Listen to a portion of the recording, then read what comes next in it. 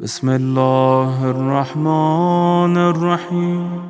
ہماری گفتگو اس عنوان سے چل رہی تھی کہ امام محافظ اہداف رسالت ہے، اور اس سلسلے میں 7 یا 8 دن سے ہم آپ کے سامنے مختلف آیات کی سورہ فاتحہ کی ان 2 آیات کے ساتھ مل کے تلاوت کر رہے ہیں کہ جس میں اللہ تعالیٰ نے ہمیں دعا کرنے کا طریقہ بتایا تھا، اور یہ بتایا تھا کہ اے انسان، تجھے وہ بات نہیں معلوم جو تیرے لیے بھلی ہے، لہٰذا ہم تجھے سکھا رہے ہیں کہ جو چیز تجھے کثرت سے مانگنی ہے سب سے زیادہ وہ اللہ کی ہدایت ہے۔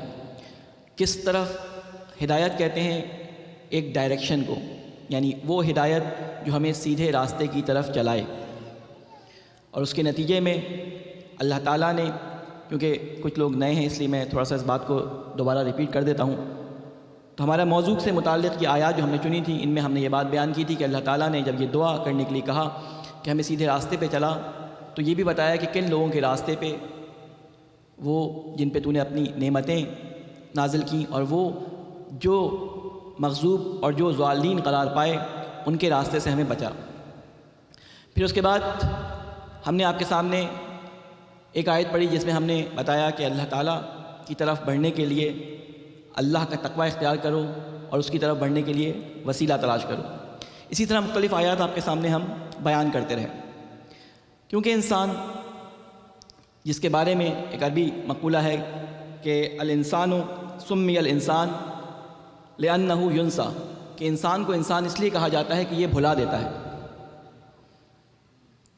انسان کو انسان اس لیے کہا جاتا ہے، نسیان سے نکلا ہے کہ اس لیے کہا جاتا ہے کہ یہ بھلا دیتا ہے۔ اس لیے اللہ تعالیٰ نے جتنے بھی انبیاء اور جتنے بھی اپنے اوصیاء بھیجے ہیں اس دنیا کے اندر، ان کا کام یہی رہا ہے کہ وہ چیز جو اللہ تعالیٰ نے انسان سے عہد کے طور پہ قبول کروا لی تھی، اس کو انسان کو یاد دہانی کراتے رہیں۔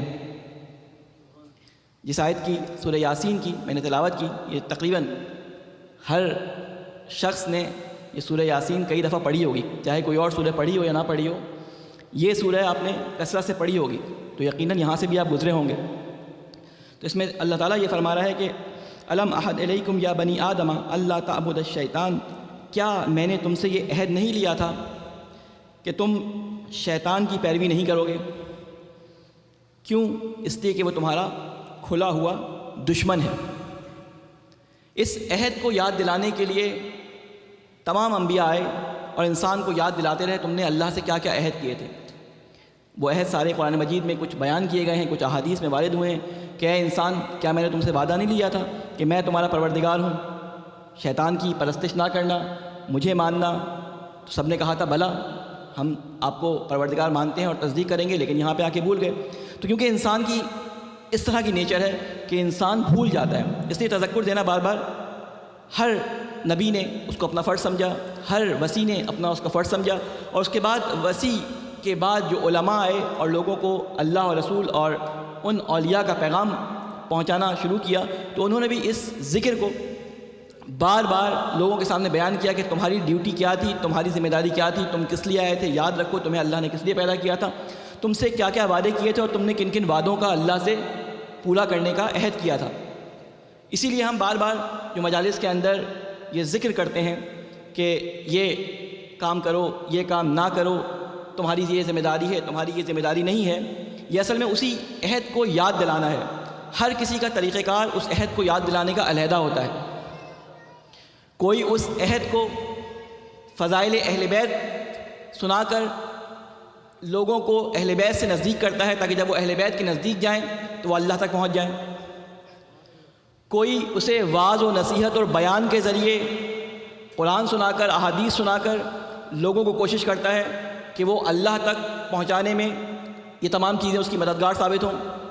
کوئی جو ہے ڈائریکٹ اللہ کی کتاب کو اس کے لیے پڑھ کر یہ بیان کرنا شروع کرتا ہے کہ دیکھو یہ اللہ نے بیان کیا تھا، یہ تم بھول گئے ہو، اس کو یاد کرو۔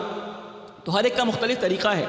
جیسے اللہ تعالیٰ نے یہ فرمایا تھا نا کہ سبل کا لفظ میں نے آپ کے لیے بیان کیا تھا کہ اللہ تعالیٰ سورہ عنکبوت میں یہ ارشاد فرماتے ہیں الذین جاہدوا فینا لنہدینہم سبلنا، کہ جو شخص ہمارے راستے میں کوشش کرے گا یقیناً یقیناً یقیناً ہم اس کے لیے راستے واضح کر دیں گے. راستہ نہیں کہا، راستے واضح کر دیں گے. اور اس کی میں نے مثال آپ کو بیان کی تھی کہ سبل کہتے ہیں عربی زبان میں چھوٹے راستے کو. بائی روڈ جیسے ہوتی ہے نا، یہ لنک روڈز جو ہوتی ہیں، اس کو آپ سمجھ لیں سبل ہے. اور جو ہائی ویز ہوتی ہیں وہ ہوتی ہیں بڑی ہائی وے، اس کو مثلاً صراط کہتے ہیں. تو یہ صراط پہ آ کے جتنی روڈز کنیکٹ ہوتی ہیں اسے ہم سبل کہتے ہیں. تو اللہ کہتا ہے کہ جو میرے راستے میں کوشش کرے گا، وہ جس راستے سے آنے کی کوشش کرے گا اس راستے سے میں اسے صراط پہ پہنچا دوں گا، لیکن کوشش کرنا اس کا کام ہے.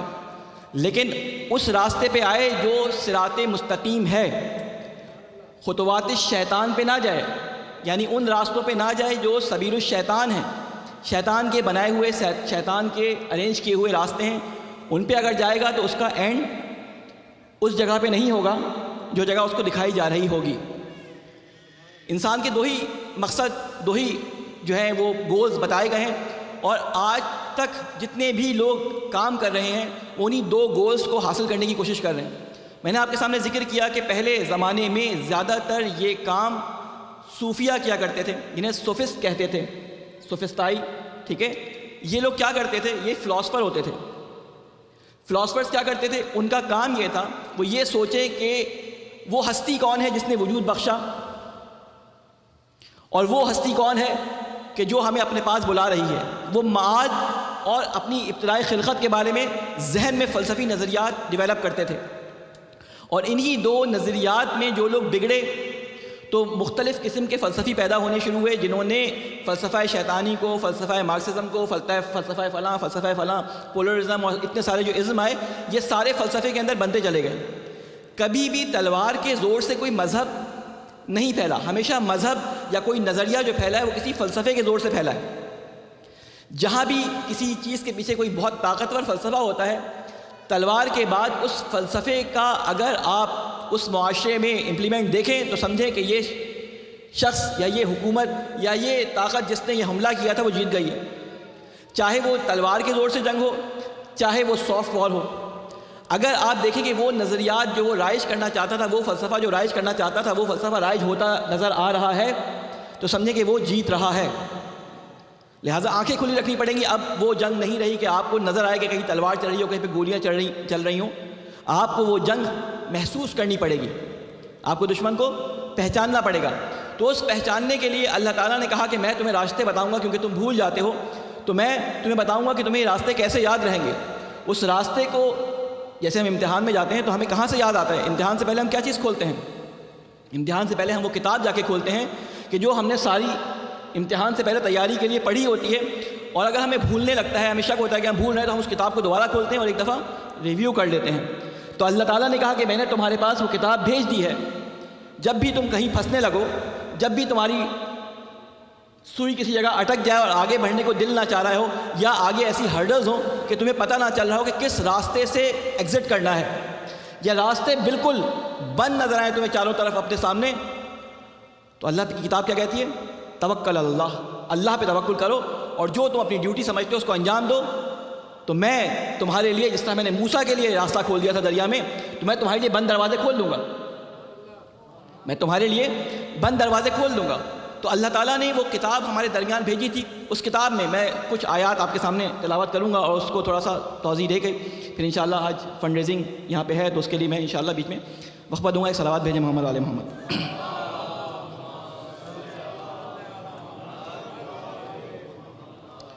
اللہ تعالیٰ نے دیکھیں دوسری مخلوقات کے ساتھ انسان کو پیدا کیا، اور آپ نے یہ بات سنی ہوگی کہ اللہ تعالیٰ نے جب انسان کو پیدا کیا تو کہا کہ میں احسن الخالقین ہوں. انسان کو خلق کرنے کے بعد یہ کہا کہ میں احسن الخالقین ہوں.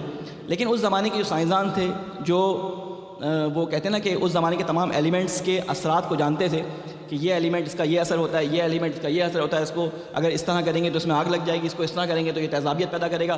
ایسی اپنی زبان میں کہہ رہا ہوں سائنٹسٹ، فرشتے اس زمانے کے سائنٹسٹ تھے، ان کو ہر چیز کے بارے میں پتہ تھا، اس کی یہ خاصیت ہے، اس کی یہ خاصیت ہے. جب اللہ تعالیٰ نے کہا وہ مٹی لے کے آؤ، میں اس سے انسان بناؤں گا، تو فرشتوں نے فوراً اپنا وہ علم جو ان کے پاس اس مٹی کے بارے میں تھا کہہ دیا کہ اللہ تو انسان اس مٹی سے بنا رہا ہے، یہ فساد کرے گا دنیا میں. تو اللہ نے کہا خاموش، جو میں جانتا ہوں تم نہیں جانتے. پھر اس کے بعد قرآن مجید میں فرمایا کہ میں اپنا خلیفہ بنا رہا ہوں. فرشتوں نے مخالفت کی، لیکن اللہ نے کہا کہ علم الاسماء کلہا، حضرت آدم علیہ السلام کو اللہ تعالیٰ نے تمام اسماء سکھا دیے، یعنی علم دے دیا۔ تو اللہ تعالیٰ نے یہ بتایا کہ دیکھو انسان کو میں نے خود مختار پیدا کیا ہے، آزاد۔ تمام جانور جتنے بھی میں نے پیدا کیے ہیں، تمام مخلوقات جتنی بھی میں نے پیدا کی ہیں، وہ سب بے اختیار ہیں۔ ان کو میں نے جس طرح پیدا کر دیا یہ اسی طرح رہیں گی۔ اگر 10,000 سال پہلے گھوڑا اس شکل کا تھا تو آج بھی اس شکل کا ہے۔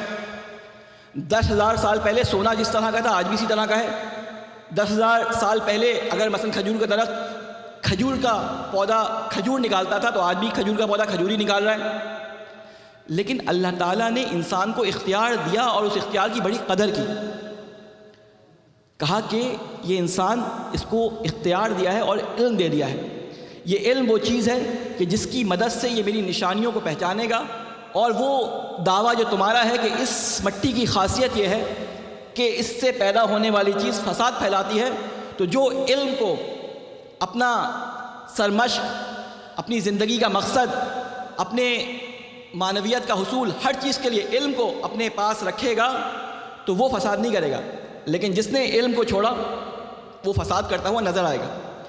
علم کی پھر کچھ شرائط وہ علماء بیان کرتے ہیں، قرآن نے بیان کی یہ علم کیسا ہونا چاہیے، کہ وہ علم وہ ہے جو اللہ کی بندگی کے اندر انسان کو مدد دے، لیکن اللہ کی بغاوت کے لیے جو چیز حاصل کی جائے وہ علم نہیں ہے، وہ مکاری ہے۔ لہٰذا اللہ تعالیٰ نے قرآن مجید میں ایک جگہ فرمایا، وہ فرماتا ہے، ایک صلوات بھیجیے محمد والی محمد کا۔ میں اپنی بات کو اسی بات سے ریلیٹ کر رہا ہوں کہ جو میں نے آیت سورہ فاتحہ کی آپ کے سامنے پڑھی تھی، جس میں نے یہ بیان کیا تھا کہ اہدنا الصراط المستقیم، اس کے ذیل میں نے آپ کو کئی آیتیں بتائی ہیں، میں اس کو دوبارہ ریپیٹ نہیں کر رہا۔ اسی کے جسے کہتے ہیں نا کہ تسلسل کے اندر ایک اور آیت قرآن مجید کی آپ کے سامنے بیان کرنے لگا ہوں، ذرا غور سے سنیے گا، اور کبھی ٹائم ملے تو جا کر اس کی پچھلی آیات کو ضرور دیکھیے گا، کیونکہ میں ساری آیات آپ کے سامنے اس وقت بیان نہیں کروں گا۔ اس میں اللہ تعالیٰ یہ فرماتا ہے کہ وَأَنَّ هَذَا صِرَاطِي مُسْتَقِيمًا فَاتَّبِعُوهُ، یہ میرا راستہ ہے سیدھا۔ کہا تھا سیدھے راستے کی طرف جاؤ، اللہ نے کہا سیدھے راستے کی طرف جاؤ۔ ہم نے ورڈ کرنا شروع کر دیا، اہدنا الصراط المستقیم، اہدنا الصراط المستقیم۔ کسی نے کہا کہ جی کیا کر رہے ہو؟ اللہ نے کہا سیدھے راستے کی طرف میں 1000 دفعہ تسبیح پڑھوں گا، اہدنا الصراط المستقیم۔ صراط مستقیم ہے کیا؟ اہدنا الصراط المستقیم۔ ہمیں تو یہی بتایا گیا صراط مستقیم سیدھا راستہ یعنی علی علیہ السلام، ان کو بتایا گیا فلاں کو بتایا گیا فلاں، تو سب کو صراط مستقیم کا ایک مصداق بتا دیا گیا۔ یہ سارے کے سارے صراط مستقیم پہ پہنچنے کے ذریعے ہو سکتے ہیں، احتمال دے رہا ہوں، بعد میں نہیں کہیے مولانا صاحب نے کہا تھا یہ ہو سکتے ہیں، لیکن اللہ تعالیٰ کیا بتا رہا ہے کہ صراط مستقیم کیا ہے؟ اللہ تعالیٰ اس آیت میں بیان فرمایا وَأَنَّ هَذَا صِرَاطِي مُسْتَقِيمًا فَاتَّبِعُوهُ، اس کی پیروی کرو، وَلَا تَتَّبِعُوا السُّبُلَ فَتَفَرَّقَ بِكُمْ عَنْ سَبِيلِهِ، اور دوسرے راستوں کی پیروی نہ کرو، صرف سیدھے راستے کی پیروی کرو۔ میں پچھلی آیات اس لیے نہیں پڑھا، جان بوجھ کے نہیں پڑھا، یہ آپ لوگ خود دیکھ کے آئیے گا، سورہ انعام کی آیات ہیں۔ اس کے بعد فرمایا کہ آپس میں تفرقہ پیدا نہ کرو، لڑائی جھگڑا نہ کرو کہ یہ جھوٹا میں سچا، اس کو نہیں معلوم مجھے زیادہ معلوم ہے، یہ اپنی دلیل سے بات نہیں کرتا میں دلیل سے زیادہ بات کرتا ہوں، نہیں، سب کا احترام کرو۔ اللہ تعالیٰ نے فرمایا کہ وَلَقَدْ كَرَّمْنَا بَنِي آدم، میں نے سب بنی آدم کو کرامت دے کے پیدا کیا ہے، ہر انسان کو جو آدم کا بیٹا ہے کرامت دے کے پیدا کیا ہے۔ تمہارا حق نہیں ہے، میں نے تمہیں اختیار دیا ہے، میں اس اختیار کا احترام کرتے ہوئے تم جو بھی کر لو، میں اپنی رحمتوں سے تمہیں نہیں روکوں گا۔ تم یحییٰ کو قتل کر دو، حضرت یحییٰ علیہ السلام کو، انبیاء بنی اسرائیل کو قتل کر دو، لیکن اس کے بدلے میں تمہیں قتل نہیں کروں گا۔ تم ظلم کرتے جاؤ، بخت نصر کے زمانے میں دیکھ لیں، اب مختلف زمانے میں جتنے ظلم ہوئے، لاکھوں انسانوں کو تہہ تیغ کر دیا گیا۔ آج دیکھ لیں غزہ کے اوپر دوبارہ حملہ کر دیا گیا ہے، تہہ تیغ کرتے جا رہے ہیں مظلوموں کو، لیکن اللہ تعالیٰ ان کے ہاتھ چھل نہیں کر رہا۔ امام حسین کی گردن کاٹ دی گئی لیکن اس لعین کے ہاتھ چھل نہیں ہوئے، علی اصغر کا گلا چھید دیا گیا لیکن حرملہ کے ہاتھ چھل نہیں ہوئے۔ تو اللہ نے کہا میں اس احترام کروں گا اس اختیار کا جو تمہیں دیا ہے، کیونکہ اسی کے بدلے تمہیں عذاب و ثواب ملنا ہے۔ یہی فرق تھا اس کمزور انسان میں اور دوسرے جاندار میں کہ جن کی حصیں ہم سے بہت زیادہ ہوتی ہیں، اگر آپ سونگھنے کی حص لیں تو ایک نجس جانور کی سونگھنے کی حص ہم سے زیادہ ہے، اگر دیکھنے کی حص لیں تو پرندوں کی دیکھنے کی حص ہم سے زیادہ ہے، اگر دوڑنے چابک دستی کا آپ ذکر کریں تو گھوڑا ہم سے تیز دوڑتا ہے، ہاتھی ہم سے زیادہ طاقتور ہے، تو انسان کس چیز میں ان سے اولویت رکھتا ہے کہ جس کو اللہ تعالیٰ نے اشرف المخلوقات کہا؟ اللہ تعالیٰ نے اشرف المخلوقات اس لیے کہا اس کو کہ میں نے اس کو اختیار دیا تھا، اور اس اختیار کے بعد اس کو میں نے بتا دیا تھا کہ کون سا راستہ سیدھا ہے، کون سا راستہ برا ہے، کون سا راستہ باطل ہے، کون سا راستہ حق ہے۔ اپنے اختیار سے ہم تک پہنچے، اور نبی کو بھی کہہ دیا کہ آپ کے اوپر صرف پہنچا دینا ہے، اے نبی اپنے آپ کو ہلکان نہ کریں۔ قرآن مجید میں یہ لفظ آیا ہے کہ نبی، میں یہ لفظ استعمال نہیں کرتا لیکن قرآن نے استعمال کیا کہ نبی حریص تھے۔ کس معنی میں؟ اس معنی میں کہ وہ چاہتے تھے کہ سب کے سب ہدایت پا جائیں۔ تو اللہ تعالیٰ نے تسلی دینے کے لیے کہا کہ اے نبی، اگر ہم چاہتے تو ہم سب کو مسلمان پیدا کر سکتے تھے کہ کوئی اللہ تعالیٰ کی مخالفت نہ کرے، لیکن ہم نے ان کو اختیار دے کے پیدا کیا۔ ہم نے انہیں بتایا کہ یہ با اختیار ہیں، اپنی مرضی سے ان کو آنا ہے۔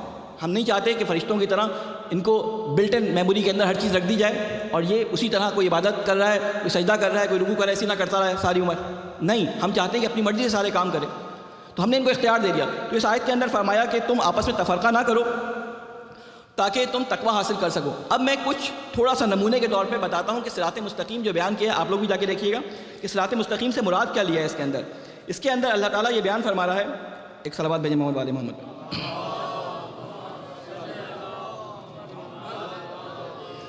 کیونکہ آپ بھی کہہ رہے ہوں گے مولانا نے،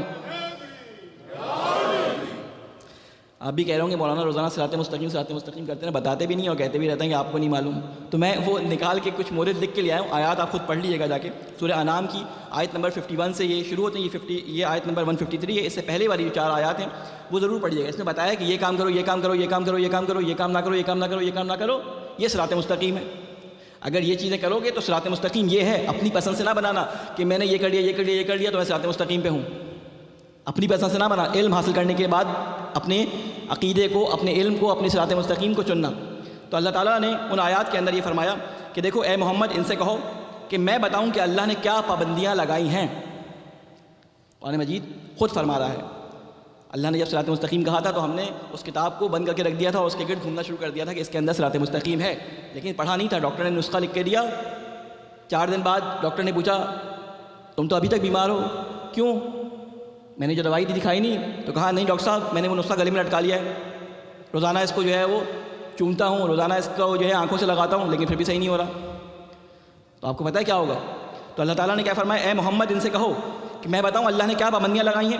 میں صرف ایک بلٹ کی صورت میں بیان کر دیتا ہوں۔ اس نے کہا کہ اس کے ساتھ سب سے پہلا کام، اللہ کے ساتھ کسی کو شریک نہ ٹھہراؤ، مشرک نہ بنو کسی بھی معاملے کے اندر۔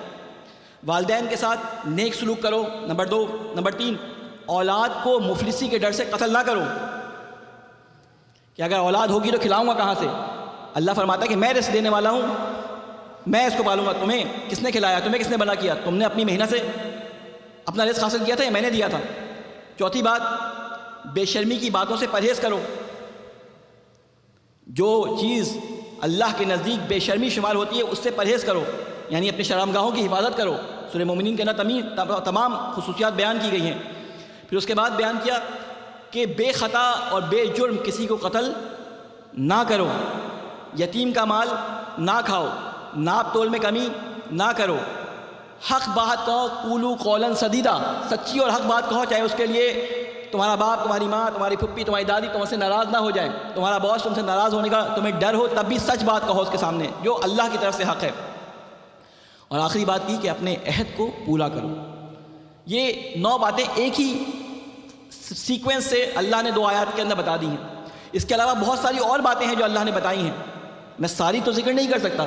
جب آپ قرآن مجید کو ایک دفعہ اس طرح مطالعہ کریں گے اور اس دفعہ اس طرح دیکھیں گے کہ اللہ تعالیٰ یہ بتاتا ہے کہ ان الصلاۃ تنہی عن الفحشاء والمنکر، کہ نماز برائیوں سے اور برائیوں سے روکتی ہے، تو ہم دیکھتے ہیں ہمارے معاشرے میں نماز پڑھی جا رہی ہے لیکن برائیاں نہیں رک رہی۔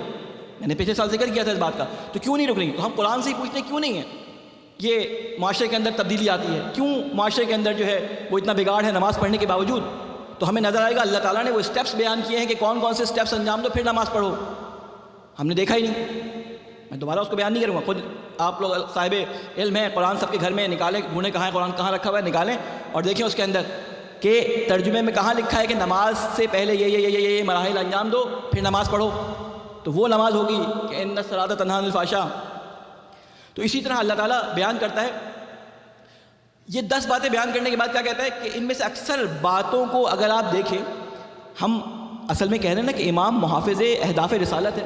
آپ اکثر باتوں کے بارز مصداق کربلا کے اندر دیکھیں گے، چاہے وہ والدین کی اطاعت ہو، چاہے وہ حرام سے منع کرنے کی ترغیب ہو، چاہے وہ اپنی اولاد کی قربانی ہو، چاہے وہ یتیم بچوں پہ رحم ہو. آپ بہت سارے بارز مصداقات ان چیزوں میں سے کربلا کے اندر دیکھ لیں گے کہ امام حسین نے کربلا میں ان کے ساتھیوں نے، ان کے بچوں نے، ان کے بھتیجوں نے، ان کے بھانجوں نے کیا کیا چیزیں اس آیت کی پیروی کر کے ہمیں دکھا دیں. پھر اس کے بعد اللہ تعالیٰ قرآن مجید میں ایک اور فرماتا ہے اتبعوا ما انزل الیکم من ربکم ولا تتبعوا من دونہ اولیاء قلیلا ما تذکرون. پھر اللہ تعالیٰ نے یہ بھی بتایا کہ دیکھو تم اتباع کرو. کس کی اتباع کرو؟ تم اتباع کرو جو اللہ نے نازل کیا. اللہ نے کیا کیا نازل کیا؟ قد جاءکم من اللہ نور و کتاب مبین، کہ اللہ تعالیٰ نے ایک نور نازل کیا اور ساتھ میں کتاب مبین نازل کی. اور نور اللہ تعالیٰ نے قرآن مجید میں ہی فرمایا، رسول خدا کو سراج منیرہ کہا گیا، نور سے تعبیر کیا گیا. یا آپ زیارت وارثہ میں پڑھتے نا کنت نورا فی الاصلاب الشامخہ والارحام المطہرہ، کہ آپ وہ نور ہیں کہ جو مطہر ارحام سے گزر کر ہمارے درمیان پہنچے. تو نور کیا چیز ہوتی ہے؟ نور وہ چیز ہوتی ہے جو کسی بھی چیز کو اپنے اثر سے ریفلیکٹ کر کے آپ کی آنکھوں یا آپ کے ذہن تک بٹھاتی ہے. اگر بالکل یہاں پہ اندھیرا ہو جائے تو میں آپ کو نہیں دیکھ سکتا، آپ مجھے نہیں دیکھ سکتے. یعنی یہ نور ہے جو آپ کے چہرے پر پڑھ کر اس کی ریفلیکشن میری آنکھوں میں اور میرے ذہن تک منتقل کر رہا ہے. تو قیامت میں اللہ تعالیٰ یہی نور آپ کو دے گا جو آپ نے اس دنیا میں کمایا ہے. قیامت میں جو کفار ہوں گے، مشرکین ہوں گے، اتنا اندھیرا ہوگا، لیکن سورج وورج تو سب ختم ہو جائے گا نا. سورج اللہ تعالیٰ قیامت آئے گی، سورج وورج ستارے چاند سب کچھ ختم ہو جائے گا، کسی کو کچھ دکھائی نہ دے گا. تو قرآن مجید فرماتا ہے کہ اس وقت یہ کافر مومنوں سے کہیں گے کہ تھوڑا سا اپنے نور سے ہمیں دے دو، تھوڑا سا اپنے نور سے ہمیں دے دو. تو وہ کیا کہیں گے جواب میں؟ کہ یہ نور جو ہمارے ساتھ ہے یہ ہمارا یہاں پہ ملا ہوا نور نہیں ہے، یہ وہ نور ہے جو ہم نے دنیا میں اپنے لیے کسب کیا تھا. تو جس کا جتنا زیادہ نور ہوگا اس کی وسعت نگاہ اتنی ہی دور تک ہوگی. تو قیامت میں برزخ میں اگر اپنے لیے روشنی چاہتے ہیں اور دیکھیں کہ کون کون سی چیز آپ کو واضح نظر آئے، جتنا آپ کا نور ہوگا اسی نور کی معرفت سے آپ اللہ کے اہل بیت کی، اللہ کے انبیاء کی زیارت کر پائیں گے. جس کا نور کم ہوگا وہ اندھوں کی طرح آنکھیں پھاڑ پھاڑ کے دیکھ رہا ہوگا. کچھ تو بالکل اندھے ہوں گے. کسی کا نور زیادہ ہوگا تو وہ واضح دیکھ رہا ہوگا، اور کسی کا نور بہت زیادہ ہوگا تو وہ HD کیمرے کی طرح جیسے دکھا رہا ہوتا ہے رزلٹ 4K 8K ویسا دکھا رہا ہوگا. تو یہ ڈیپینڈ کرتا ہے کہ آپ نے یہاں پہ کتنے وولٹیج کا رابطہ اللہ تعالیٰ کے ساتھ رکھا ہے اور وہ نور کسب کیا ہے. لہٰذا اللہ تعالیٰ نے فرمایا کہ اتبعوا ما انزل الیک، اتباع کرو اس کی جو میں نے تمہارے اوپر نازل کیا، جو تمہارے رب کی طرف سے تمہارے اوپر نازل ہوا. ولا تتبعوا، اور کسی اور چیز کی اتباع نہ کرو اس کے علاوہ. من دونہ ہی، اولیاء، جو دوسرے وسیع، جو دوسرے تمہیں بڑے بڑے نظر آتے ہیں، کسی کی بھی اتباع نہ کرو. صرف اس کی اتباع کرو، یا تو اللہ کی اتباع کرو یا جس کی اللہ نے کہا ہے اس کی اتباع کرو. اللہ نے کس کی اتباع کرنے کے لیے کہا؟ اطیعوا اللہ والرسول واولی الامر منکم. تو اللہ نے بتا دیا کس کی اتباع کرنی ہے. پھر اس آیت کے اندر دیکھیں، بہت معذرت میری گفتگو کیونکہ قرآن سے ہوتی ہے اس لیے میں کوشش کرتا ہوں کہ وہ نکات الگ الگ لکھ لوں، بعض دفعہ میرے ذہن میں نہیں رہتے. ایک صلوات بھیجیں محمد علی محمد.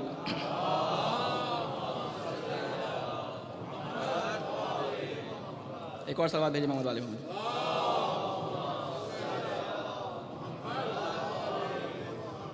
تو اب ہمیں یہ دیکھنا ہے کہ ہم اتباع کرتے ہیں یا نہیں کرتے. ہمیں یہ چیک کرنا ہے کہ ہم اتباع کرتے ہیں کس چیز کی کرتے ہیں. ان اولیاء کی اتباع کر رہے ہیں یا اللہ کی اتباع کر رہے ہیں. تو اللہ تعالیٰ نے اس کے لیے ہمیں معیار بیان کیا ہے. ہمارے ایک دوست نے کہا تھا کہ آپ کو جو ہے نا وہ ایموشنل انٹیلیجنس کا بالکل نہیں پتہ. میں نے کہا وہ کیا ہوتی ہے؟ پہلی دفعہ نام سن رہا ہوں. کہتے ہیں یہ ہوتی ہے کہ لوگوں کو دیکھ کر آپ فیصلہ کریں کیا بیان کرنا ہے. آپ جو رٹ کے آتے ہیں وہ بیان کر دیتے ہیں. ہمارے استاد تھے آغا خراتی، وہ ایک جگہ ہوٹل میں گئے، میں نے پچھلی دفعہ پتہ نہیں یہاں سنایا نہیں سنایا، وہ ہوٹل میں گئے، کھڑکی سے کھڑے ہو کے انہوں نے دیکھا کہ نیچے دو مزدور کام کر رہے ہیں. ایک مزدور جو ہے گھڑا کھودتا جا رہا ہے اور اس سے پیچھے 25 گز کے فاصلے پر ایک مزدور گھڑے کو بند کرتا ہوا آ رہا ہے. یہ تھوڑی دیر دیکھتے رہے اور جب وہ کھانے کے لیے بیٹھے مزدور تو اتر کے گئے، ان کے پاس ٹھنڈا پانی ان کو دیا کہ پیو، اور کہا کہ اللہ تمہاری زحمتوں کو قبول کرے. یہ کیا کر رہے ہو؟ کہتا ہے ہماری ڈیوٹی لگائی گئی ہے کہ یہاں پر ایک پائپ ڈالنا ہے، پائپ لائن بچھانی ہے. تو ہم 3 آدمی تھے، تو میری ڈیوٹی تھی گڈھا کھودنا، اس کی ڈیوٹی تھی گڈھا بھرنا. وہ جو تیسرا آدمی اس کو پائپ بچھانا تھا وہ بیمار ہو گیا، وہ آیا نہیں، ہم تو اپنا کام کرے جا رہے ہیں. تو میں بھی کبھی اسی طرح کرتا ہوں. مجھے لوگ کہتے ہیں آپ کو ایموشنل انٹیلیجنس کا نہیں پتہ, لیکن میں کیا کروں, مجبور ہوں. میں کوئی بڑا عالم یا خطیب نہیں ہوں کہ میں سارے نقطے لوگوں کو دیکھ کے بیان کروں. میں کوشش یہ کرتا ہوں کہ جو میں پڑھ کے آیا ہوں, لکھ کے آیا ہوں, جس کے لیے میں نے 10 گھنٹے 12 گھنٹے 16 گھنٹے یا پہلے محنت کی ہے, وہ چیزیں آپ کے سامنے بیان کروں. اس لیے شاید وہ ٹوٹے پھوٹے الفاظ آپ کے لیے اتنا ربط نہ رکھتے ہوں.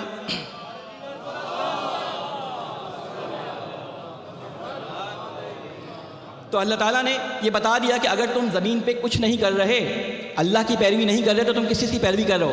اب جو اللہ کی پیروی کر رہا ہے وہ تو اس ذیل میں آتا ہے جس کو صراط مستقیم پہ چلنے کی اللہ نے توفیق دی ہے. خود میں کسی سے نہیں بولا, خود آپ لوگ اپنا سپرویژن خود کریے گا, محاسبہ خود کریے گا. یہ اللہ کی آیات کی لٹمس ٹیسٹ ہیں, یہ آپ کو بتا رہی ہیں کہ کیا چیز کیسی ہے. اس کا رزلٹ اگر اس طرح سے آیا تو یہ ہے, اگر وائرس ڈیٹیکٹ ہو گیا تو فلاں سافٹ ویئر بند ہو جائے گا. اس طرح بہت ساری چیزیں قیامت میں بند ہوتی چلی جائیں گی اگر یہ وائرسز ہمارے اندر ہوں. تو اللہ تعالیٰ کیا فرما رہے ہیں, وَرَأَيْتَ مَنِ اتَّخَذَ إِلَٰهَهُ هَوَىٰ, کیا تم نے دیکھا اس شخص کو, ہم کر کیا رہے ہیں, کیا تم نے دیکھا اس شخص کو جو اپنی ہوا و ہوس کی پیروی کرتا ہے؟ یعنی جو اللہ کی پیروی نہیں کر رہا ہوتا وہ کس چیز کی پیروی کر رہا ہوتا ہے؟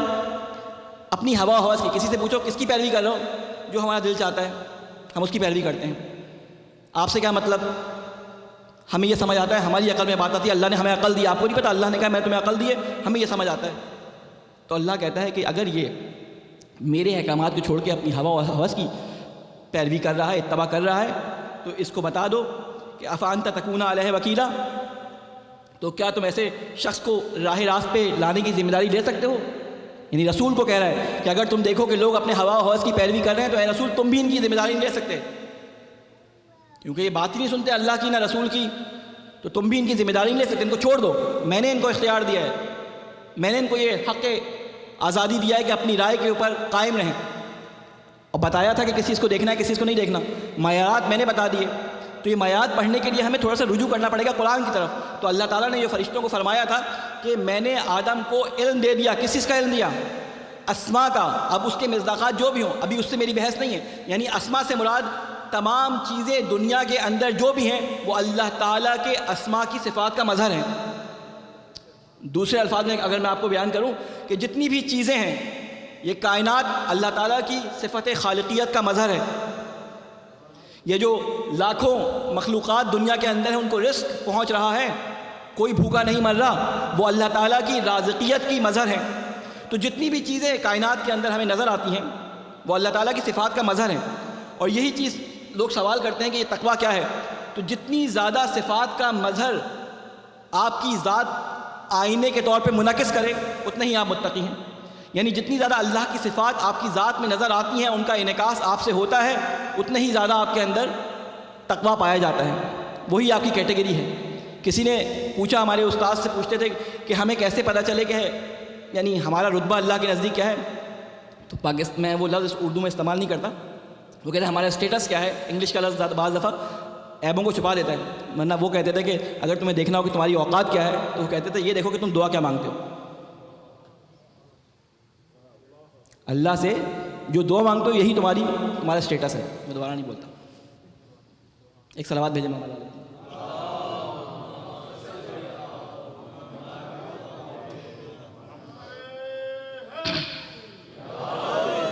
تو اللہ تعالیٰ نے بیان فرما دیا ہمارے لیے کہ دیکھو جو اللہ کی بات نہیں مان رہا وہ جو ہے اپنے ہوا و ہوس کی پرستش کر رہا ہے, وہ جو ہے اپنے نفس کی پیروی کر رہا ہے, اور اس نے الہ بنا لیا. الہ کا مطلب پتہ ہے؟ لا الہ.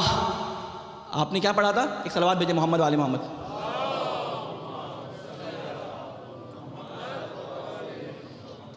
ایک اور صلوات بھیجے محمد والے محمد.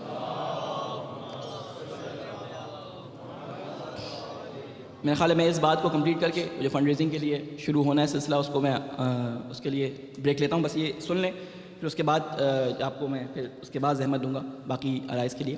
تو الہ کا مطلب آپ سب کو معلوم ہے. لا الہ جو پڑھتے ہیں, الہ کے معنی کیا ہوتے ہیں؟ الہ کے معنی کیا ہوتے ہیں؟ اتنے دن سے میں کر رہا ہوں لا الہ لا الہ. الہ کے معنی کیا ہوتے ہیں؟ کوئی آواز تو آئے.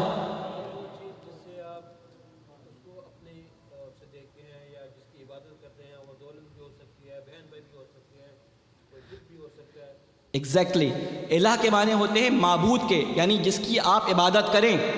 تو اللہ تعالیٰ نے یہ بتا دیا کہ الہ کا مطلب صرف اللہ نہیں ہے. تم کئی اللہ اپنے ذہنوں میں بنا لیتے ہو, کسی کا الہ اس کی دولت، کسی کا الہ اس کی اولاد، کسی کو اپنی لائبریری سے پیار، کسی کو اپنی دکان سے پیار، کسی کو اپنے موبائل سے پیار، کسی کو اپنی کار سے پیار۔ تو جتنے زیادہ چیزیں جن کا وہ اپنے دل میں احترام رکھتا ہے اور اس کی خاطر اللہ تعالیٰ کی معصیت کرتا ہے، وہ اس کا الہ ہے۔ اور جب آپ الہ مانتے ہیں تو میں نے آپ کو اس دن بیان کیا تھا کہ آپ نے چھوٹے چھوٹے بت خانے اپنے اندر بنا لیے ہیں، یعنی شرک کی ان حدود میں داخل ہو چکے ہیں کہ کبھی بھی تلوار لٹکی بھی ہے ہمارے سروں پہ کہ گر گئی بغیر توبہ کے تو آخرت میں ہمارا حساب کیا ہونا ہے۔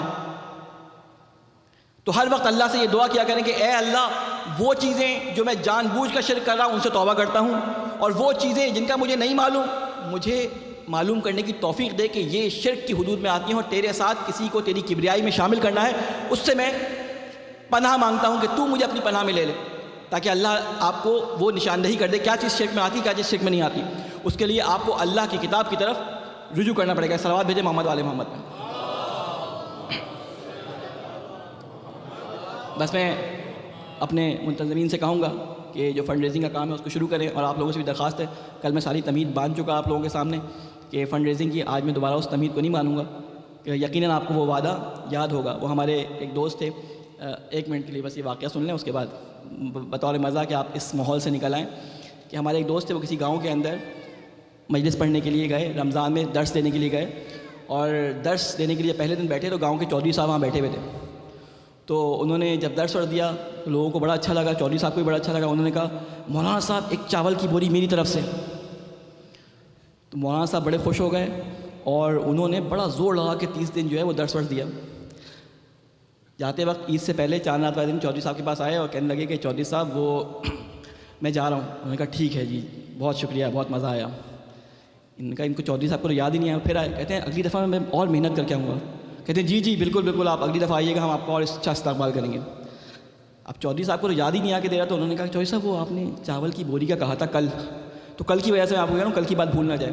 تو چودھری صاحب نے کہا کہ او مولانا یاد آیا، آپ نے کل ایک اچھی بات کی تھی، ہم خوش ہوئے، ہم نے کہا ہم بھی ایک اچھی بات کریں تاکہ آپ بھی خوش ہو جائیں۔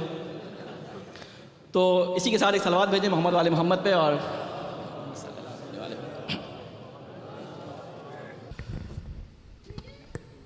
الحمدللہ کہ اللہ تعالیٰ نے ہم سب کو یہ توفیق دی کہ کسی نہ کسی طریقے سے ہم نے اللہ تعالیٰ کے گھر کی تعمیر کے لیے جو مدد کی ہے۔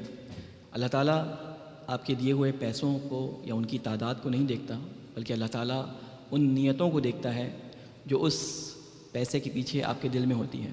ہو سکتا ہے کہ ایک شخص کماتا ہی 100 روپے ہو اور اس میں سے وہ 90 روپے اللہ کی راہ میں دے دے، اور ایک شخص جو 1 لاکھ کماتا ہے اور وہ اس میں سے 90 روپے دے، تو دونوں کے خلوص میں اور دونوں کے دینے کے جذبے میں بہت فرق ہوتا ہے۔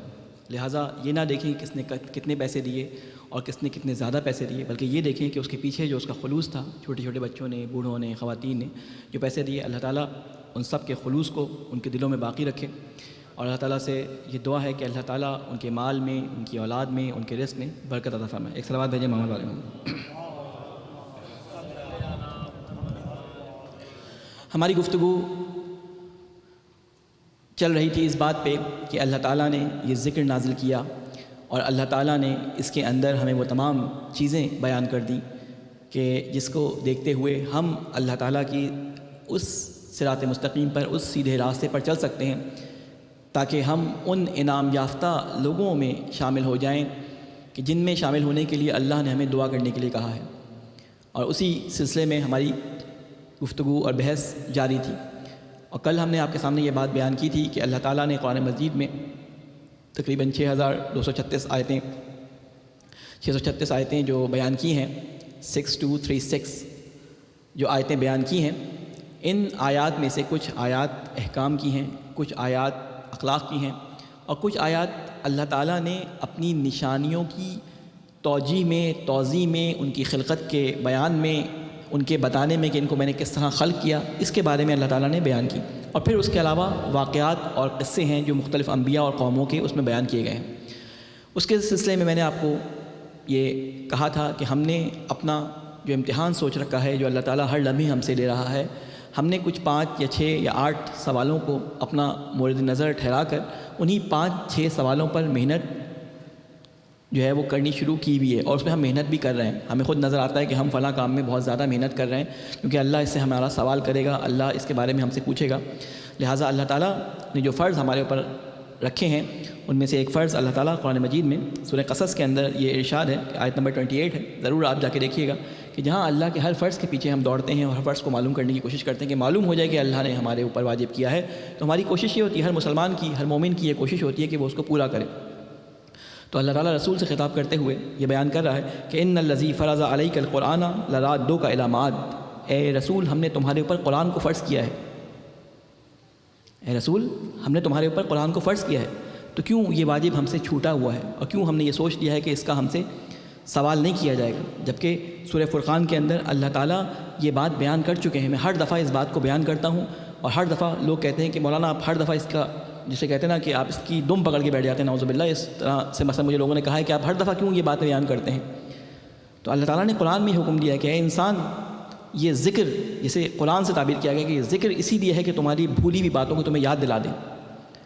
تو میں اپنے کوئی قصے، کہانیاں، اپنے حالات بیان کرنے کی کوشش نہیں کرتا، میں اللہ تعالیٰ کی قرآن کی آیات دوبارہ آپ کے سامنے ریپیٹ کرتا ہوں کہ مجھے یقیناً یہ بات، اس کے بارے میں 80-90% شیور ہوتا ہوں کہ آپ کو وہ واقعہ بھول چکا ہوگا، اس لیے میں اس کو بیان کرتا ہوں، یا میں بھول چکا ہوں گا، شاید اپنے تذکر کے لیے میں اس کو بیان کرتا ہوں۔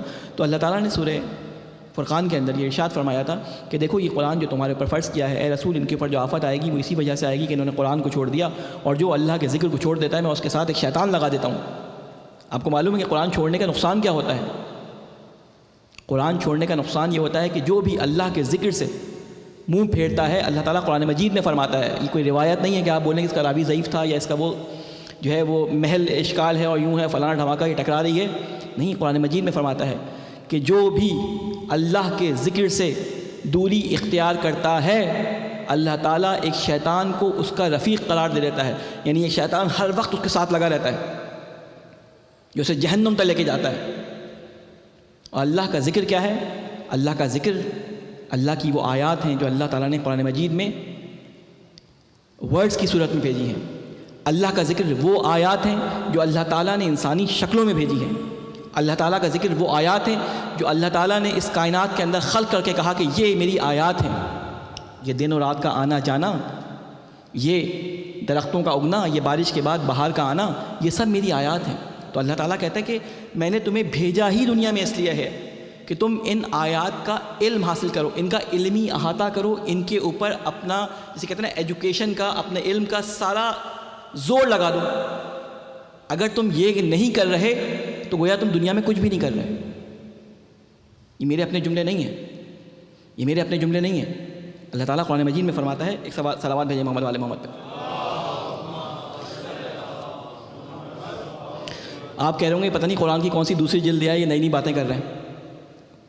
یہ ساری باتیں قرآن میں واضح آیات میں لکھی ہیں، آیات محکمات ہیں، آیات متشابہات بھی نہیں ہیں۔ اللہ تعالیٰ قرآن مجید میں سورہ نمل میں ارشاد فرماتا ہے حتیٰ اذا جاؤ، جب سب لوگ یہ قیامت میں جمع ہو جائیں گے تو اللہ ایک سوال کرے گا۔ کچھ سوال اللہ کی طرف سے ہوں گے، کچھ سوال ہمارے اعمال نامے میں رسول اور ہمارے ائمہ علیہ السلام کی ذمہ داریاں جو ہمارے پر تھیں ان کے بارے میں ہوں گے، کچھ اللہ کی ڈیوٹیز ہمارے اوپر جو ہے ان کے بارے میں سوال ہوگا۔ اللہ تعالیٰ یہ فرمائے گا انہی آیات کے بارے میں، یہ علم حاصل کرنے کے بارے کہ تم علم حاصل کر رہے تھے یا نہیں کر رہے تھے۔ اللہ تعالیٰ فرمائے گا قال اکذبتم بآیاتی ولم تحیطوا بہا علما، کہ کیا تم نے میری آیات کا انکار کر دیا بغیر اس کے کہ کوئی علمی احاطہ ان کا کرو، یعنی بغیر جانچے، بغیر پڑھے، بغیر علم حاصل کیے تم نے میری آیات کا انکار کر دیا، تم نے ان کی طرف توجہ نہیں دی، تم نے ان کی طرف غور نہیں کیا۔ اگر تم یہ نہیں کر رہے تھے، اگر تم نے یہ نہیں کیا، اللہ تعالیٰ آگے لہن دیکھیں اللہ تعالیٰ کا کہ اماذا کنتم تعملون، اگر یہ نہیں کر رہے تھے تو کر کیا رہے تھے؟ کیا موت آ گئی تھی تمہیں؟ اگر میں اپنے الفاظ میں بولوں تو تمہیں کیا موت آ گئی تھی کہ میں نے اپنی آیات تمہارے سامنے کھول کے رکھی تھی؟ تم کیا کر رہے تھے اگر ان آیات پہ غور نہیں کر رہے تھے؟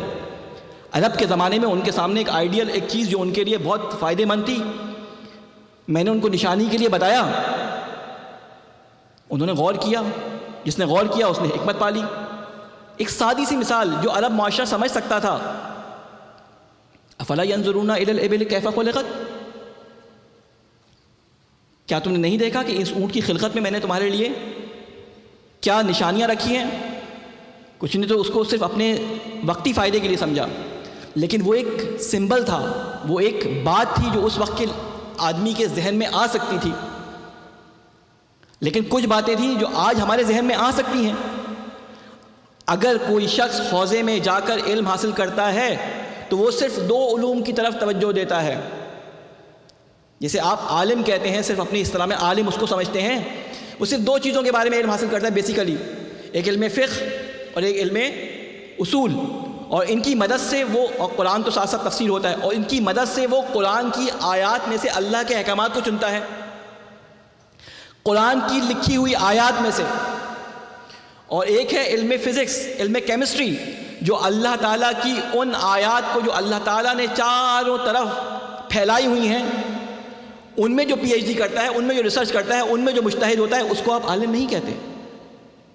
میں نے یہ ذکر کیا تھا آپ کے سامنے کہ امام زمانہ کے 313 ساتھیوں میں یہی کمی رہ گئی ہے جس کو ہم کہتے ہیں کہ وہ ساتھی نہیں ہے کہ امام زمانہ ظہور کریں، کیونکہ 313 اگر آپ علوم کو کاؤنٹ کرنا شروع کریں تو شاید، میں نے کاؤنٹ نہیں کیا لیکن شاید میرے ذہن میں آتا ہے کہ وہ 313 مختلف علوم ہوں گے جن کے ایکسپرٹس امام زمانہ کو چاہیے ہوں گے۔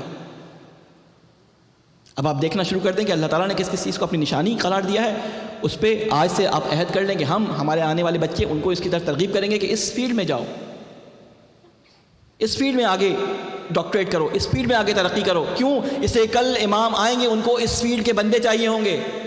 ہم آج اپنے زمانے میں کسی کو شیعہ نہیں کر پا رہے تو ہمارے بچے، اگر ہمارے ہی بچے کچھ نہ کریں امام زمانہ کے لیے، تو ہم دوسروں کو کیا حق رکھتے ہیں بولنے کا کہ تم امام زمانہ کی مدد کے لیے آگے بڑھو؟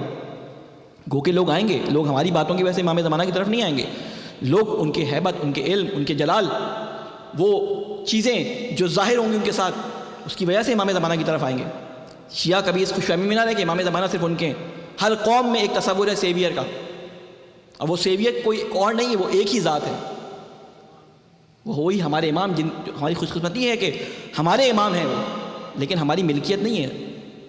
ہم نے اپنی ملکیت سمجھ رکھا کہ امام حسین صرف ہماری ملکیت ہے، ہم ہی ان کے بارے میں کچھ کہہ سکتے ہیں، کوئی اور کچھ نہیں کہہ سکتا، یا امام حسین صرف ہمیں ہی فائدہ پہنچاتے ہیں، کسی اور کو فائدہ نہیں پہنچا۔ نہیں، امام حسین کے رحم کرم سب کے لیے، جیسے اللہ کا رحم و کرم سب کے لیے، امام علی کا، امام حسین کا، بی بی زہرا کا رحم و کرم سب کے لیے، ہماری پراپرٹی نہیں ہے۔ ہمارا کام ہے پہنچانا ان کے مطلب کو، کیونکہ ہم تک ان کا مطلب زیادہ اچھی طریقے سے اور زیادہ واضح طور پہ پہنچا ہے۔ ہم اس بات کے دعوے دار ہیں کہ ہم وارثان قرآن کے ماننے والے ہیں، تو ہمارا ہی فرض بنتا ہے، صرف ایک عالم کا فرض نہیں بنتا کہ وہ ممبر سے بیٹھ کے اللہ تک پہنچانے کی باتیں کرے۔ اس نوجوان کا فرض بھی بنتا ہے جو یونیورسٹی میں جاتا ہے، وہ امام حسین کے پیغام کو وہاں جس طریقے سے پہنچا سکتا ہے پہنچائے۔ اس خاتون کا بھی فرض بنتا ہے جو کسی جگہ پہ جاب کرتی ہے، وہاں پہ امام حسین کا پیغام کیسے پہنچا سکتی ہے۔ تو ہمارے استاد کہا کرتے تھے کہ بھائی کیسے پہنچائیں؟ آپ اس طرح پہنچا سکتے ہیں کہ آپ ایسے ملک میں رہ رہے ہیں کہ جہاں پہ لوگ امام حسین کو نہیں جانتے۔ اگر آپ عاشور کے دن چھٹی نہیں کر سکتے تو 9 محرم کو ایک ایسی چیز ان کے سامنے لے جا کے رکھیں کہ جس کو دیکھنے کے بعد پہلا سوال کریں کہ خیریت تو ہے، آج کیا مسئلہ ہے کہ تم یہ لے کے آئے ہو، کھانا کھلا دیں ان کو، مثلا مثال کے طور پہ۔ وہ پوچھے کس بات کا، تو بتائیں کہ ہم اس حسین کے نام پر، اس حسین کی طرف سے سب کے لیے یہ گفٹ لے کے آئے ہیں، تاکہ اس کو پتہ چلے کہ حسین کون ہے۔ اگر آپ کسی جگہ کے مالک ہیں، کسی جگہ کے آپ سپروائزر ہیں جو آپ کے اختیار میں ہیں، تو کم از کم پورے دن کی چھٹی نہیں لے سکتے عاشور کی، تو 1 گھنٹے کے لیے اس کو بریک ٹائم دے کے اس طرح کا کہ آپ کو اس بریک ٹائم کے پیسے ملیں گے، تو اپنی طرف سے کچھ تو حصہ ڈالیں اس کے اندر۔ دیکھیں، جب تک یہ ممبر اور نیچے بیٹھنے والے لوگ باہم آپس میں ایک ساتھ کام نہیں کریں گے، ترقی نہیں ہوگی۔ کیوں؟ میں تاریخ سے آپ کو مثال دے کے بتا دیتا ہوں۔ دیکھیں، خواجہ نصیر الدین طوسی کا نام کسی نے سنا ہے؟ ان کا نام کیا تھا؟ ان کا نام کیا تھا؟ میں نے بھی لیا ہے، کیا نام تھا؟ کسی کی آواز نہیں آ رہی، سب ڈر رہے ہیں بولتے ہو۔ ان کا نام تھا محمد نصیر الدین، اسی لیے کہتے تھے کہ دین کی مدد کرنے والا۔ طوسی اس لیے کہتے تھے کہ طوس مشہد کے رہنے والے تھے۔ یہ کون تھے؟ یہ علامہ ہلّی کے استاد بھی تھے، علامہ ہلّی کے شاگرد بھی تھے۔ یہ بہت بڑے فقیہ، بہت بڑے علوم عقلیات کے فلاسفر تھے۔ شیخ نصیر الدین طوسی، انہوں نے، فخر رازی نے کچھ ابن سینا کے بارے میں اشارات پہ کچھ شرح لکھی اور اس میں کچھ مغالطات کیے، تو انہوں نے اس کا جواب دیا۔ بہت بڑے عالم سے گزرے ہمارے۔ ان کے بارے میں یہ کہا جاتا ہے کہ انہوں نے یہ اپنے لیے وصیت کی تھی کہ جب میں مروں تو میری قبر پہ وہ آیت لکھ کے لگانا جو اصحاب کہف کے کتے کے بارے میں، نہ کہ اصحاب کہف کا کتا جو ہے ان کی قبر کے باہر اپنے بازو پھیلا کے بیٹھا ہے، میری قبر پہ آیت لکھ کے لگانا۔ اتنے بڑے عالم گزرے شیعوں کے اندر، آخری جو سائنسدان عالم گزرے ہیں شیعوں کے اندر، یہ شیخ نصیر الدین طوسی ہیں۔ یہ علامہ ہلی کے جو اپنے زمانے کے بہت بڑے فقیہ اور مجتہد تھے، ان کے استاد بھی تھے، ان کے شاگرد بھی تھے۔ استاد کیوں تھے؟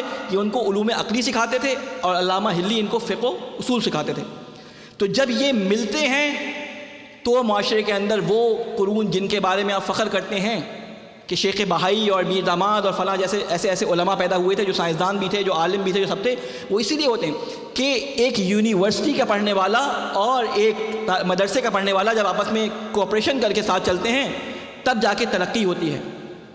اگر آپ سارا سال جو ہے صرف نکاح کے لیے اور مجلس کے لیے اور میلاد کے لیے مولوی سے کانٹریکٹ رکھیں کہ کیونکہ وہ آپ کو جنت دلوا رہا ہے، اور اس کے علاوہ مولوی سے کانٹیکٹ نہ رکھیں، میں اپنی بات نہیں کر رہا، میں مولوی نہیں ہوں، میں ایک طالب علم ہوں چھوٹا سا، عالم کی بات کر رہا ہوں، عالم سے پورا سال کنیکٹ رہیں، اس کو وہ بتائیں جو اس کو نہیں آتا اور اس سے وہ سیکھیں جو آپ کو نہیں معلوم۔ یہی علم کی سرکولیشن ہے۔ اگر آپ علم اور ان شاعر اور ان نشانیوں کی طرف توجہ نہیں دے رہے، علمی طور پہ آپ توجہ نہیں دے رہے مختلف سائنسز کے اوپر، تو اللہ تعالیٰ آپ سے سوال کرے گا۔ سوال صرف مجھ سے نہیں ہونا، سوال صرف ایسے لوگوں سے نہیں ہونا جنہوں نے ٹھیکہ اپنا سمجھ رکھا ہے، نہیں، اللہ تعالیٰ نے کہا تم پر پہنچا دینا ہے، عمل کرے نہ کرے، آپ کا کام بھی پہنچا دینا ہے اپنے غیر کو۔ کسی سے ناراض ہونے کی ضرورت نہیں ہے کہ یہ فلاں گالیاں بکتا ہے، یہ فلاں یہ کرتا ہے، یہ فلاں یہ کرتا ہے۔ ہمارے سامنے جو ہستیاں ہیں وہ ہماری آئیڈیل ہیں۔ آپ نے سارے وہ واقعات مجلس سے سنا کے نعرے تو اس پہ مارے ہوئے ہیں کہ امام حسن کے پاس ایک شخص آیا اور اس نے آ کے امام علی علیہ السلام کو نعوذ باللہ نازیبہ کلمات حتیٰ فحش اور سب اپنی زبان سے نکالے، امام حسن کھڑے سنتے رہے، یہ کہنا نہیں شکریہ تو بھی ایسا، تیرا باپ بھی ایسا، تیرا باپ دادا بھی ایسے، سنتے رہے۔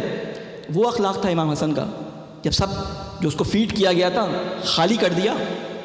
ایک نفسیاتی بات بتا رہا ہوں، اگر کوئی بہت غصے میں ہو نا تو خاموشی سے اس کی بات سن لیں 10 منٹ، خود ہی ٹھنڈا ہو جاتا ہے خالی کر کے، پھر اس کے اندر بات سننے کا حوصلہ پڑتا ہے۔ لیکن اگر اس کی بات کاٹ کے آپ بات آرگیو کرنے کی کوشش کریں کبھی آپ کی بات نہیں مانے گا۔ لہذا سن لیں اس کی بات اور اس کے بعد اپنی بات کریں۔ اللہ تعالیٰ قرآن مجید میں اپنے لیے یہ فرماتا ہے، یہ پتہ نہیں ہم نے کہاں سے کر لیا کہ اللہ کے اوپر کسی نے اگر کوئی بری بات کی تو اس کو قتل کر دو، یہ کر دو، مار دو، پھانسی پہ لٹکا دو، ہماری غیرت گوارا نہیں کرتی۔ اللہ سے پوچھو اللہ کیا کہتا ہے اس بارے میں۔ اللہ قرآن مجید میں بتا رہا ہے کہ ان لوگوں کے ساتھ کیسے ڈیل کرنا ہے تمہیں۔ ایک صلوات بھیجیں محمد والے محمد پہ،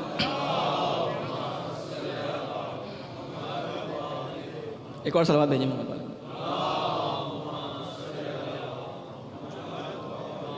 اللہ تعالیٰ قرآن مجید میں ارشاد فرماتا ہے وَقَدْ نَزَّلَ عَلَيْكُمُ فِي الْكِتَابِ أَنْ إِذَا سَمِعْتُمْ آيَاتِ اللَّهِ يُكْفَرُ بِهَا وَيَسْتَهْزَأُ بِهَا فَلَا تَقْعُدُوا مَعَهُمْ حَتَّى يَخُوضُوا فِي حَدِيثٍ غَيْرِهِ۔ ترجمہ اس آیت کا میں آپ کو سنا دوں، اس میں اللہ تعالیٰ یہ فرماتا ہے اللہ اس کتاب میں تم کو پہلے ہی حکم دے چکا ہے، یہ لفظ استعمال کے پہلے ہی حکم دے چکا ہے، یعنی تمہارے آنے سے پہلے کتاب آئی ہے، تمہارے لیے بھی ہے، اے سامنے سننے والے رضا تطہیر مانی فلاں فلاں فلاں، یہ تمہارے لیے حکم ہے۔ کیا کہ اللہ تمہیں پہلے ہی اپنی کتاب میں بتا چکا ہے، کیا بتا چکا ہے کہ جہاں تم سنو کہ اللہ کی آیات کے خلاف کفر بکا جا رہا ہے، اس سے واضح کیا آیت ہوگی؟ جہاں تم سنو کہ اللہ کے آیات، کون آیات؟ جن کے بارے میں کہا کہ یہ میری آیات ہیں، یہ میری نشانیاں ہیں، ومن یعظم شعائر اللہ، جو ان کا احترام کرے گا اس کے دل میں تقوی آئے گا، ان کے بارے میں کوئی بری بات کرے تو تمہاری کیا ڈیوٹی بنتی ہے؟ اللہ تعالیٰ فرما رہا ہے کہ میں تمہیں حکم دے چکا ہوں کہ جہاں تم سنو کہ اللہ کی آیات کے خلاف کفر بکا جا رہا ہو اور ان کا مذاق اڑایا جا رہا ہے، وہاں نہ بیٹھو جب تک کہ لوگ کسی دوسری بات میں نہ لگ جائیں۔ یہ بھی نہیں کہا کہ اٹھ کے چلے جاؤ، تھوڑی دیر کے لیے ہٹ جاؤ تاکہ ان کا غصہ، وہ جو وبال، وہ فیڈنگ جو ان کے دماغ میں کی گئی ہے باطل کی طرف سے، وہ خالی ہو جائیں، پھر آگے بیٹھو۔ کیوں؟ اگر تم ان کے درمیان نہیں بیٹھو گے تو کیسے بتاؤ گے کہ اللہ تمہارا کون ہے؟ کیسے بتاؤ گے کہ تمہارا نبی کون تھا؟ کیسے بتاؤ گے کہ تمہارا امام کون تھا؟ یہ اللہ کا حکم ہے۔ یہ نہ دیکھیں کہ ایک شعلہ ور خطیب آپ کو کس کے اوپر حملہ کرنے کے لیے کہہ رہا ہے، آپ یہ دیکھیں کہ اللہ کیا کہہ رہا ہے۔ یہ خطیب، علامہ، مولانا، مفتی، فلاں فلاں فلاں فلاں، یہ سب اللہ کا پیغام دینے کے لیے یہاں بیٹھے تو ان کو حق ہے بیٹھنے کا۔ اگر اللہ کا پیغام نہیں پہنچا رہے، قصے، کہانیاں، خواب اور اپنی خطابت چمکا رہے ہیں تو ان کو حق نہیں ہے بیٹھنے کا یہاں پہ۔ یہ رسول کا ممبر ہے، اور نہ آپ کو امید ہونی چاہیے کہ یہاں پہ ایسے قصے اور کہانیاں اور چٹپٹی باتیں ہونی چاہیے کہ ہمارے ذہن کے اندر بڑے مزے آئیں کہ آپ کہہ کے اٹھیں واہ واہ اش کر اٹھا دماغ آج تو۔ وہ محفلیں جن کے اندر اٹھ کے داد دی جاتی ہے وہ محفلیں ہوتی ہیں جن میں شعر و شاعری ہوتی ہے، کبھی امام صادق کی محفل میں آپ نے سوچا ہے کہ امام صادق کی محفل میں بیٹھ کے کوئی لوگ نعرے حیدری اور نعرے یہ وہ فلاں فلاں لگا رہے ہوں؟ یہ نعرے جہاد کے لیے لگتے ہیں، جب رسول جنگ کے لیے جاتے ہیں تو یہ نعرے لگائے جاتے ہیں۔ میں نعروں کے خلاف نہیں ہوں، یہ نعرے ہوتے ہیں اس لیے کہ ہم اپنی آمادگی دکھا رہے ہوتے ہیں کہ ہم جنگ پہ جانے کے لیے تیار ہیں، لیکن نعرے اس جگہ پہ ہونے چاہیے جب آپ کے جسم میں جوش و جذبہ ولولہ اٹھے کہ ہم اللہ کی راہ میں جہاد کرنے کو تیار ہیں۔ قیامت میں اللہ سوال کرے گا، یہ فلسطینی تمہیں صدا دے رہے ہیں کہ آؤ ہماری مدد کو، اے مسلمانوں تمہیں کیا ہو گیا تمہاری غیرت کو؟ تو کیوں اس سے 3 یا 4 جگہوں سے آواز اٹھتی ہے ان کی مدد کے لیے؟ ہمیں اپنے دل کو کھنگالنا پڑے گا، ہمیں دیکھنا پڑے گا کہ ہم جس حریت کے علم بردار کے ماننے والے ہیں، جس علم کو ہم اٹھاتے ہیں، جس علم کو اٹھا کر ہم اپنے اندر شجاعت پیدا کرنا چاہتے ہیں، وہ شجاعت ہمارے اندر پیدا ہو رہی ہے نہیں ہو رہی؟ اللہ تعالیٰ سے دعا ہے کہ اللہ تعالیٰ یہ توفیق دے کہ ہم سننے والے بھی اور ہم سنانے والے بھی اللہ کی اس کتاب کو اس طرح سے سمجھیں کہ جیسے کہ اللہ ہم سے چاہتا تھا، جیسے اس کا رسول چاہتا تھا، اور جیسے امام حسین ہم سے چاہتے تھے۔ امام حسین کے بارے میں آپ کو سب کو پتہ ہے، سب کو یہ بات پتہ ہے، اور آپ سنتے ہیں ہر روز، ہر سال عاشور سے پہلے والی رات میں، جسے 9 محرم کی رات کہتے ہیں، کہ امام حسین نے مہلت لی تھی اس لیے صرف کہ وہ قرآن کی تلاوت کر سکیں۔ کیوں ہم اس سے غافل ہیں؟ نہیں معلوم کہ کتنا زیادہ پروپیگنڈا اس کے خلاف کیا گیا، کتنا زیادہ اس سے جو ہے لوگوں کو مایوس کیا گیا، کتنا زیادہ اس کے خلاف باتیں کی گئیں کہ اس کا تقدس صرف باقی رہ گیا، اس کی ہدایت اس کے پیچھے سے لوگوں نے کھینچ لی۔ یہ شیطان کا کام تھا اور ہم اس میں آ رہے ہیں، لہٰذا ابھی بھی وقت ہے کہ یہ قرآن ابھی بھی ہمارے پاس موجود ہے، کہیں دور نہیں گیا۔ روزانہ اپنے آپ سے عہد کر لیں کہ قرآن آپ کو 10 منٹ، 5 منٹ، 15 منٹ پڑھنا ہے۔ امام صادق علیہ السلام نشانی بتاتے ہیں کہ مومن کی نشانی، میرے شیعہ کی نشانی یہ ہے کہ وہ 50 آیتیں روزانہ کی تلاوت کرتا ہے۔ 50 آیتیں پڑھنے کے اندر 5 منٹ بھی لگتے ہیں، 10 منٹ لگتے ہیں زیادہ سے زیادہ۔ 10 منٹ، آپ 10 منٹ نہ کریں، 5 منٹ، 2 آیتیں پڑھیں، 2 کا ترجمہ پڑھیں، اور پھر سوچیں کہ یہ آیتیں اللہ تعالیٰ نے کلام کیا ہے مجھ سے، اللہ تعالیٰ بات کر رہا ہے، کلام اللہ ہے، تو یہ اللہ ہم سے کہہ کیا رہا ہے، مجھ سے مخاطب اگر اللہ ہے تو میں اس سے کیا سبق لوں؟ جب اس نظر سے دیکھیں گے کہ اللہ مجھ سے بات کر رہا ہے تو تب آپ کہہ سکتے ہیں لبیک لبیک، یعنی اے اللہ آمنا و صدقنا، میں تیرے کلام پر ایمان لاتا ہوں اور کوشش کرتا ہوں کہ جو تو نے کہا ہے وہ سچ ہے اور اس پہ عمل کروں گا۔ یہ ہے کلام کے اندر غور و فکر، یہ ہے قرآن کا صحیح مفہوم، یہ ہے قرآن کا صحیح استعمال۔ قرآن کو سر پہ رکھنا، قرآن کو فاتحہ پڑھنا، یہ سب صحیح ہے۔ یہ قرآن کے استعمالات ہمارے یہاں بہت ہیں، ہوا دے دے کہ اس سے بیماروں کو شفا دی جا رہی ہوتی ہے۔ لوگ وظیفے پوچھنے کے لیے آئے تھے، مولانا آیت بتا دیں کون سی پڑھیں یہ وظیفہ، بہت چلے کاٹتے ہیں کہ ہم نے 40 دن تک استغفر اللہ کا ورد کیا، ہم نے 40 دن تک زیارت عاشورہ پڑھی، ہماری دعا قبول نہیں ہوئی۔ لوگوں کو یہ بات نہ بتائیں، اور جب پوری نہیں ہوتی تو آپ کہتے ہیں آپ کے خلوص میں کمی تھی۔ نہیں بھائی، وہ خلوص سے پڑھ رہا ہے، آپ نے اس کو صحیح بتایا نہیں۔ ہر چیز کا ایک موقع اور ایک محل ہوتا ہے۔ اگر امام نے کسی کو کہا کہ یہ کام اتنی دفعہ کرو تو وہ اس شخص سے اس زمانے میں اس موقع پہ تھا۔ بعض چیزیں عمومی ہوتی ہیں، بعض چیزیں خصوصی ہوتی ہیں، اس شخص کے لیے ہوتی ہیں، اس کو عمومی نہیں کیا جا سکتا۔ اگر علی کی ضربت ثقلین کی عبادت سے زیادہ ہے تو علی کی 1 دن کی ضربت ہے، یہ نہیں کہا کہ علی کی ساری ضربتیں۔ یوم الخندق صرف خیبر کے دن، کیوں؟ اس لیے کہ کل کفر کے مقابلے میں کل ایمان جا رہا تھا۔ تو آپ بھی اس چیز کو دیکھیں کہ آپ کے لیے اللہ کیا حکم دے رہا ہے، اس کے لیے سب سے بہترین ذریعہ ہے کہ آپ قرآن کی خود سے تلاوت کریں، اور جو سمجھنا ہے وہ علماء سے پوچھیں، علماء بتائیں۔ استخارہ دکھوانے کے لیے ہم جاتے ہیں نا، سب سے پہلا استخارہ میں آپ کو بتا دوں کیا ہے۔ ایک استخارہ آپ سب دیکھا کریں، خاص طور پہ وہ مینجمنٹ کے لوگ جو مساجد کے اندر یا ٹرسٹ کے اندر مینجمنٹ میں ہوتے ہیں نا، ان کے لیے ایک استخارہ بتا رہا ہوں، بڑی غور سے سنیے گا۔ جب آپ کسی کو مجلس کے لیے دعوت دیں نا،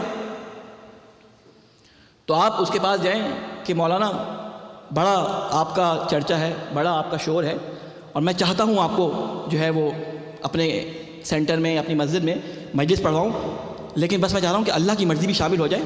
یہ قرآن کا ایک صفحہ ہے، ذرا یہ پڑھ کے مجھے اس کا مطلب بھی بتا دیں اور اس کے بارے میں بتا دیں اللہ کیا کہہ رہا ہے۔ اگر وہ پڑھ کر آپ کو اس کا مطلب بتا دے اور سمجھا دے کیا کہہ رہا ہے تو کہیے بسم اللہ آ جائیے۔ اگر وہ کہے تامک ٹوئیاں مارے کہ ہاں یہ آپ قرآن میں تو بہت سارے 70 باطن ہوتے ہیں، آپ کو کیا بتاؤں، آپ کل آئیے گا، تو سمجھ جائیں کہ یہ اللہ کی طرف آپ کو کیا لے کے جائے گا۔ خطابت میں بہت اچھا ہوگا، خواب بڑے اچھے سناتا ہوگا لہک کر، بہت اس کی آواز میں درد ہوگا، بہت رلاتا ہوگا، لیکن اصل جس مقصد کے لیے آنا ہے وہ آتا ہے یا نہیں آتا؟ تو یہ استخارہ یاد رکھیں، یہ استخارہ ہے اصل کہ جو آپ کو مجلس سے پہلے کرنا چاہیے۔ ایک صلوات بھیجیں محمد والے محمد پہ۔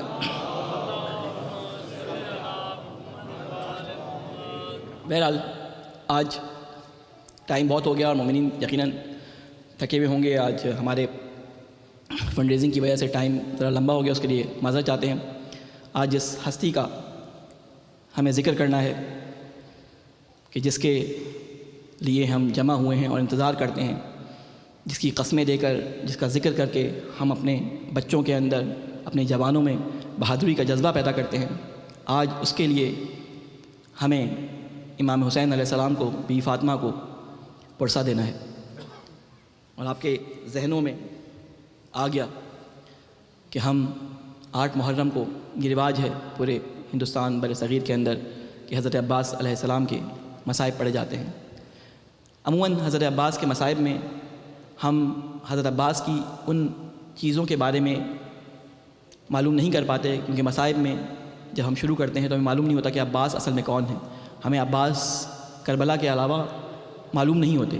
میں تھوڑا سا اس کا ذکر کر دوں کہ جب امام علی جیسا شخص جس نے اللہ سے کچھ نہیں مانگا, جس نے اللہ کے سامنے کسی اپنی ضرورت کے لیے ہاتھ نہیں پھیلایا, وہ اپنے بھائی سے کہتا ہے عقیل میرے لیے عرب خاندانوں میں سے ایسے بہادر خاندان کی کوئی لڑکی ڈھونڈو کہ جس سے ایک بیٹا پیدا ہو جو بہادر ہو.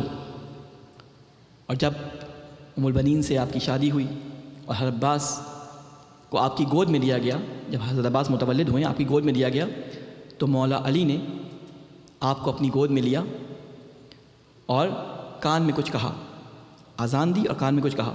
پھر ایک سفید لباس جس میں آپ کو لپیٹا گیا تھا, اس سے آپ کے شانوں سے چادر اٹھائی اور آپ کے بازوؤں کا بوسہ لیا. وقت گزرتا گیا, عباس علی کی تربیت میں بڑے